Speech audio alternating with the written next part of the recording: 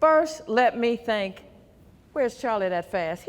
That boy means, you know, if he was my child, I'd be telling him to slow down every day. Slow your aces down, boy.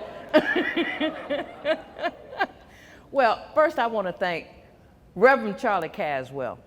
And just so y'all know, because there's some people in the room who cringed a moment ago when he said Althea, because they know that my name is Altha. Charlie is one of the few people in the world that I do not correct when he says Althea, because he's moving so fast that in his mind he's saying Altha. It just comes out Althea. It gets dragged out because his mind knows it ought to go slower, but his mouth will not allow it. So thank you, Charlie, for everything that you are doing, for being the, now I believe, international champion for adverse childhood experiences. If I am part of the reason that Charlie does what he does when it comes to ACEs, then I say thank God. Thank God, thank Charlie.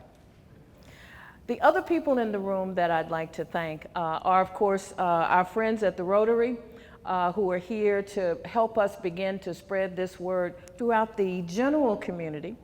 I want to thank Director Young. Is she still here? Oh, she had to leave. Okay, I want to thank Director Young because it would not be possible for us to do many of the things that we are currently doing without the support of her office and Mayor Harris. And I really do appreciate the work that we are able to do with their support on behalf of children and families in this community.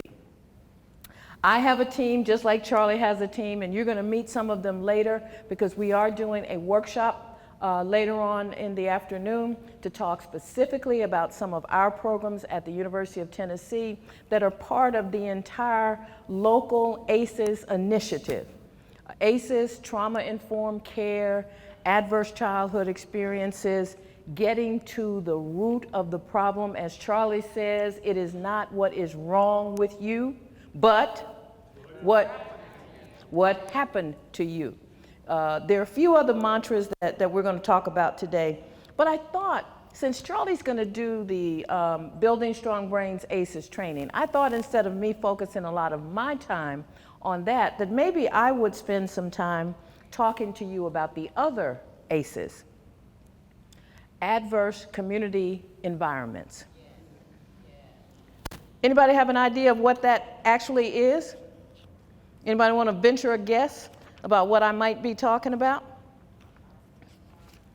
Just yell it out. Poverty, crime. Unaware. Thank you, baby. Unaware of things, blighted neighborhoods, low unemployment, poor educational opportunities, family violence, community violence, domestic violence, childhood violence, bullying, gangs, alcohol, depression, other mental illnesses, anxiety. Those are all part of the continuum of adverse community events. If you think about it, you'll see, I'm sure, a slide that Charlie will show you about a tree. And it's the tree of ACEs, where adverse childhood experiences come in many, many forms. You know, there's child abuse, there's violence in the home, there's mental illness or incarceration in the family. These are all the things that the science tells us are part of the package of how young people early in life are affected by things that happen to them that follow them for the rest of their lives and that lead to debilitating illness. That is, anybody here got hypertension, diabetes in the family or in themselves? Anybody in here have stress, anxiety? Anybody in here understand the connection between those things and maybe the development of heart disease or heart attacks or strokes? Anybody been impacted by any of those things? We believe, we being, I'm a doctor, so I'm in the we of doctor group.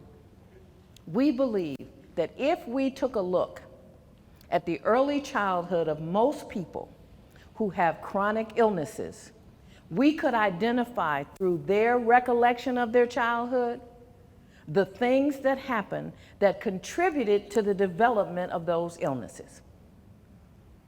The people who did the original research on this were fascinated by the fact that they were working with a group of educated, employed, highly economically advantaged people who suffered the same rates of chronic medical problems as people who were poor, living in substandard housing, and they were trying to figure out what is it going on here. These people have access to, in fact, it was a healthcare system, the people who were employed in a healthcare system that were the first people they studied.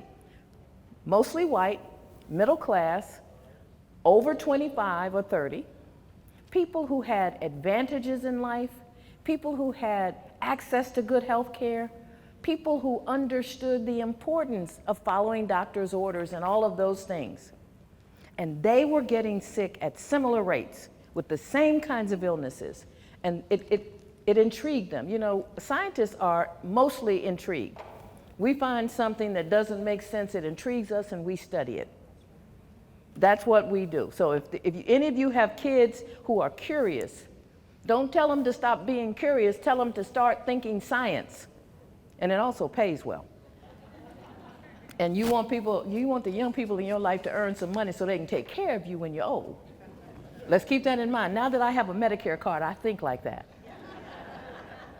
So when we look at the adverse childhood experience, the entire spectrum of things that contribute to adverse childhood experiences, which then contribute to poor health and mental health, which then contribute to early death and disability and early death, what we're looking at is something that, again, I'm a doctor.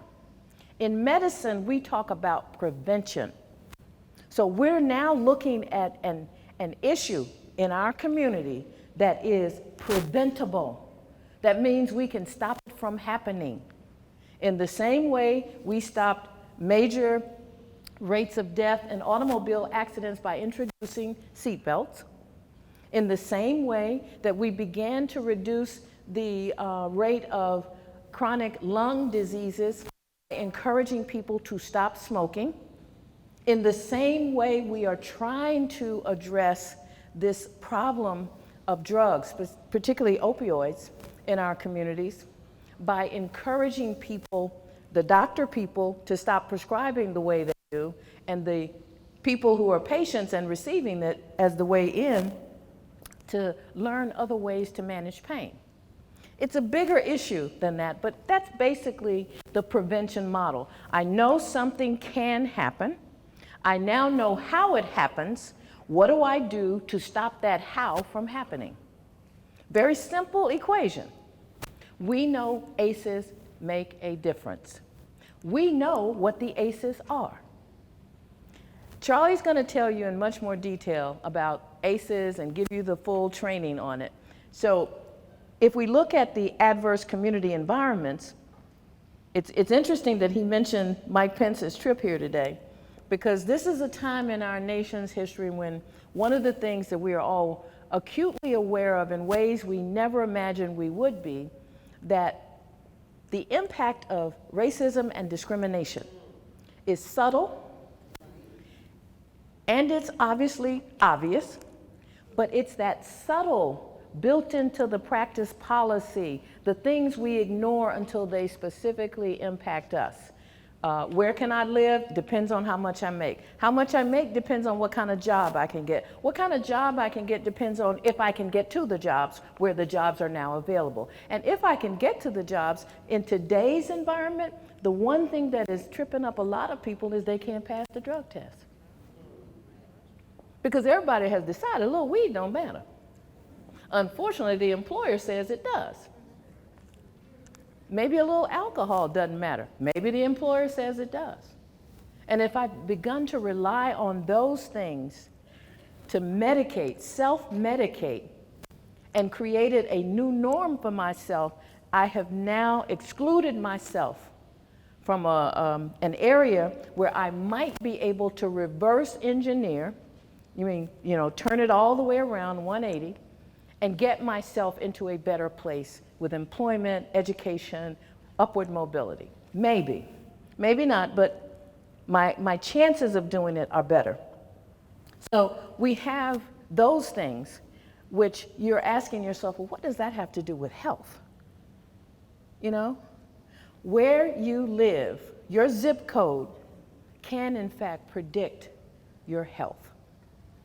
Where you live can predict what the outcome of any health issue that you have is. In this community, when we look at the data for who has access just to basic primary care, you know, an annual physical, blood pressure check, somebody, if you're not doing it at home, to do the finger stick to check your A1C, to see if you're managing your diabetes or if you're pre-diabetic. We don't have access in many basic opportunities to improve our health care. If you add to that, that we also don't have the right educational approach. I go out into communities all the time, and people introduce me as Charlie did, and everybody gets very excited. A black doctor, she understands, she knows what the problems are.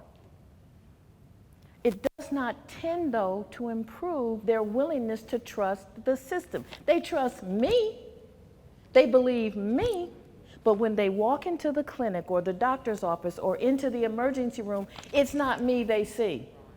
It's not the attitude I bring that they experience. It is not the warm and fuzzy, I care about you, I want you to understand I'm not gonna punish you because you didn't comply. I'm just gonna keep trying to educate you as to why it's important that you comply with the treatment, with the follow-up, with the whatever I'm suggesting that you do. I'm a psychiatrist. While I think most people could benefit from the services of a psychiatrist, I live in the real world, so I see what's going on around me. It's just as important that people begin to benefit from general primary care, because that's one of the adverse community environments that contributes to poor health, which contributes to not being able to deal with the challenges that we bring from our childhood in the form of ACEs, and which contributes to an early disability and death. What's another of the adverse community environments? Violence. You cannot pick up the newspaper, turn on the TV, listen to a radio show, or walk outside your door sometimes without understanding that we live in a violent time. I'm not just saying the Memphis community is violent, the nation is violent. And if you think that that is not impacting our young people, not just in the way they may model a violent behavior, or the way they may consider doing a violent act, or the way they may think it's okay to return violence with violence, or the way they think you earn your stripes on the street by doing some violent things. Let me tell y'all, I work with kids in the juvenile justice system every day. And I can tell you, when we looked into the past of those children, the level of trauma they bring into whatever they did that we consider a crime or antisocial, if one of us experienced that, we might not be able to handle it either. And this is not to excuse the behavior or the criminal act. This is to help us understand these are not just bad kids. We should not be calling them juveniles. We should not say they are delinquent. Words matter. That old thing we learned in childhood about sticks and stones may break your bones, but words will never matter, will not hurt you. That's a lie. I'm so glad we're not in the church, Charlie, because that's a lie. That is a lie. Words matter a lot. I'm on a campaign for the last 2 years to strike the word juvenile from our language when we talk about children.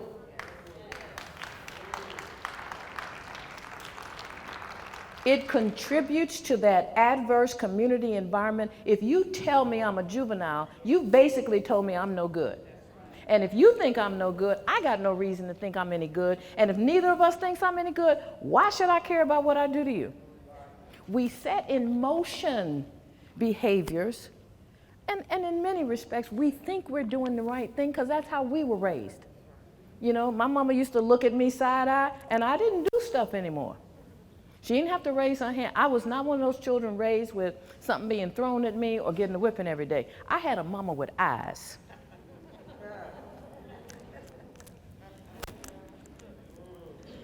The eyes and the neck. I would say head, but it's actually the neck. Because without the neck, the head doesn't move. So my form of adverse community environment was my mama told me with her eyes and her behavior that I better straighten up. If there's anybody in this room, I always like to ask this question, so I'm gonna do it with y'all. If there is anyone in this room who has a teenager at home who you have recently asked to take out the trash, stop bothering your little brother or sister, get up and make up your room, don't do that, do this, and only had to say it one time, please raise your hand. Just one person, please raise your hand, because I know there must be somebody in here who can make that happen. No? In the real world, that doesn't happen. So imagine you're a young person in the street. You've grown up around violence. No one thinks you're any good. In fact, people go out of their way to tell you you're no good. You just like your deadbeat daddy. You mean as your mama. I wish you had never been born. If people go out of their way to plant that seed, what grows? Disrespect, lack of consideration, no love of self, no belief that anybody cares about you. So now that child is on the street running with some more kids like that, and they could be doing something like nothing, standing on the street corner. Police roll up and say, get off the corner. You can't tell me what to do. I ain't doing nothing. You can't make me move. So now I got a child who, and I didn't talk about this because Charlie's going to tell y'all, the children until they're 26 have no brain. For all intents and purposes, there is nothing between this part of their head. It's an empty space and a lot of bone with some material in there that we call brain that has never fully developed. So the thought that you can tell them to take the trash out one time and not get into a fight, a verbal fight, we hope, or the thought that authority figures can mandate movement and expect that everybody's going to jump to their music, it's not going to happen. So now we've got a setup, in my world, we've got the setup where law enforcement authority figure meets child with no brain, stupid, does something that really is unnecessary. Because without the threat of bodily harm, and my law enforcement friends and I go back and forth about this, what actually is the threat of imminent danger? And I can honestly say I don't know what that means. I just know that as I read the reviews and reports on many of the children that we see in the system, there was really nothing going on that represented threat and bodily harm. What was going on was someone needing to make sure that it didn't escalate to that. And if all you have is a hammer, everything becomes a nail. So every behavior, everything looks like a nail when you're in that situation. And I work with law enforcement every day. I love my law enforcement folks. We don't always agree on everything, but I understand the inherent danger in their jobs. And what we try to do when we work with them is give them another tool for their toolbox. We want them to appreciate that what they're looking at in that 16-year-old is someone who has no brain. So making good decisions, thinking before they act or speak, doesn't come into their repertoire. They don't get it. And mandating and being the authority figure and yelling and all of that stuff ain't gonna make them get it no better. Charlie and some other folks in town understand that and work every day to bridge that divide. Another part of adverse community environments is connected to all of these and generally thought of as the hopelessness and helplessness that can become pervasive when you see no chance for growth, improvement, or opportunity. If we have no hope, we got a couple of choices. We can become desperate and act out. We can become desperate and give up. There really ain't a lot in between that. The people who give up, we see on the fast decline into poor health, substance use, violence against others, ultimately taking their own lives perhaps. The people who are angry because of the no hope and no opportunity often go the other way and become the perpetrators of violence against others, become ruthless in their interactions with others, lose the ability to care and empathize with others. And at that point, what we have is the slow decline. In young people, I often describe it as 1 foot on the banana peel deeper into the system. All it takes is one wrong move and they're on that path of no return. Prevention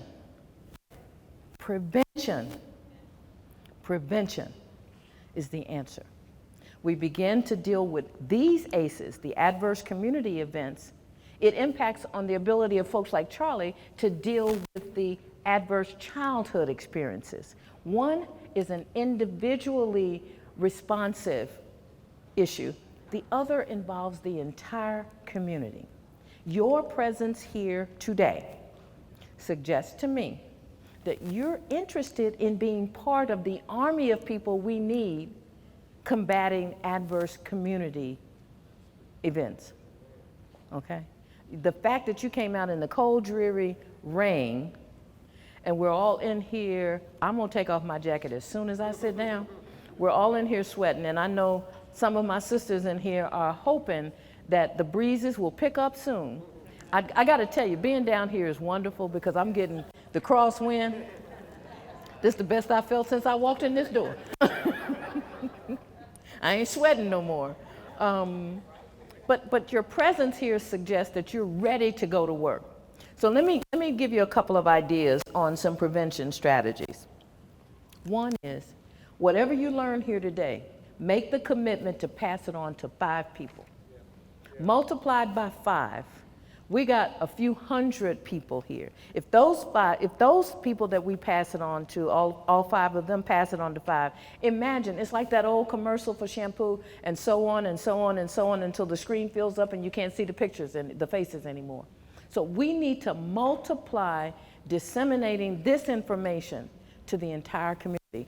I'm telling you, Charlie is the master communicator. There is no communication platform that he does not use. And he's good at getting people out too on a Saturday morning. Because if I'm not working or traveling, I don't usually come out on Saturday. So Charlie, he got the gift. And he and I work together a lot, and we're going to talk about some of our programs that we do together later this afternoon.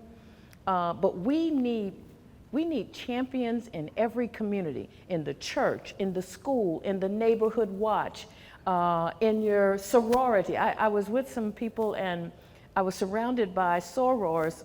They were not mine because I'm not in a sorority, who were making their signs and their phrases. I don't even know what you call that stuff. The tagline, I call it tagline. The motto, okay, I guess that's saying whatever. And I know pink and green, red and white, and what's Zeta? Blue and white. Oh, must be somebody over there. And I mean no disrespect to my sisters, but I was in this room and they were chatting up and claiming their space. Very collegially, I might add, but claiming their space and pride in their institutions. And I want us to take on ACEs and do that very same thing. I want every time you're sitting with someone, or every time you've got a friend who's saying, my child this, my teenager, and I don't know what to do. Have you looked at ACEs? Do you know anything about ACEs? Let me tell you a little bit about ACEs, because that might help you understand that child. Yeah. And help people get to the point where this becomes as second nature to us as breathing. That we don't look at a child anymore and say, what's wrong with that child? And we also don't blame the parents for what we believe is bad parenting. You know, I'm a firm believer that anybody who recommends parenting classes ought to be sent to one. They just ought to be sent to one to see what it is they think they know. Because I'm not a parent. I don't pretend to be a parent. I'm real upfront about not having children. I'd probably be one of those parents that y'all might be seeing on the front page. I'm my mother's daughter. But that's one of the things. We can make sure that this message that you receive today gets out. The second thing we all have to do is start holding people, organizations, institutions, and most especially the people we send to work on our behalf need to integrate trauma-informed language into every bit of legislation they put together. They need to mandate that contractors, especially those who work with children, are using trauma principles as the basis for what they do. This ain't rocket science, but it is science. There is an evidence and a data to support all of this. In fact, someone is here. I'm sure she's here in the room. I saw her a little earlier. Dr. Harris, are you in the room? Way back there in the back, the lady with her hand up. I'm gonna do a pitch for her because you have an evaluation form in your packet. Please complete that before you leave today. The way we convince the people in power who make laws, who make the regulations that we have to live by, and who, most importantly, allocate the money we have, the way we convince them to do what I'm telling you is because she collects data, does something with numbers that I don't understand, and makes a case for me to go and talk to them, me and Charlie and other people, to go and talk to them and tell them, y'all have to understand, this is real. And if we do these things, we'll have less of this. It helps us make the case for why we should be spending much less on detaining children and much more on educating them in trauma-informed schools.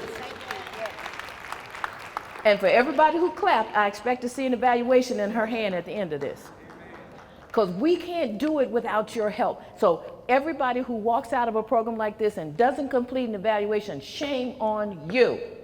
Because I need that data. And if I find out who it is, I'm going to come and get you.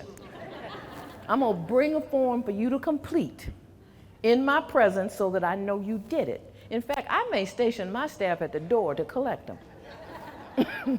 And ask them to point out anybody who didn't turn one in. The final thing that I'm going to say is when people like me, as in doctors, healthcare professionals, and other folks that you interact with, don't ask certain questions. Tell them, don't you want to know about this, that, or the other? If you're taking your child to the pediatrician and they're not asking what's going on in the home, and it's a repeat thing, you know, asthma, they're obese and can't lose weight, or they're breaking out in a rash, or whatever the issue is, we're supposed to be asking you what else is going on. I'm not just supposed to take a temperature, a blood pressure, and draw some blood. I'm supposed to talk to you. I'm supposed to ask you questions. And whether it's you taking your child to the pediatrician or you yourself as an adult going to see your doctor, which I hope everybody is doing on a regular basis, but I'm not going to ask you to raise your hands. We are supposed to ask these things in order for you to understand that we understand that trauma impacts health. We began to see more, as we began to see more women, just as an aside, coming into their OBGYN offices repeatedly with complaints of something and nothing was ever found. They began asking questions about what else was going on in her life. That's how we began to drill down into the level of domestic violence that women were being exposed to. When people come into the ER repeatedly for things that could be an accident, but you're mighty accident prone, we began to ask more questions to lead us to understand that we were looking at victims of domestic violence. If we aren't asking the questions, if you are armed with the information and you know there's a problem, You should be asking us why we're not asking. Don't anybody in this audience ever be afraid to ask a doctor, don't you want to know about this? Because, we fall prey to the same kinds of lack of consideration, and we're in a fast-paced thing, and we got a lot of patients to see and all, and not a lot of time. At the moment you're in front of us, you are the most important person in the world. If you don't feel like that, you may want to consider another doctor. Because they may not give you an hour, but it's not too much to ask to give you a few more minutes to share something and to offer advice about where you might go for something. Or now that you know Charlie, to seek him out and say, where do I get this kind of help? And we're going to, as I said, we're going to talk later today about some of the other services. Remember though, I work primarily with kids, so the focus for us is on identifying services for kids, which we know will directly impact families. So that's the sort of approach that I take. There's a lot more I could say, but I know that we have a much better program than me coming up. So Charlie, I'm going to stop there, and thank you all for your attention.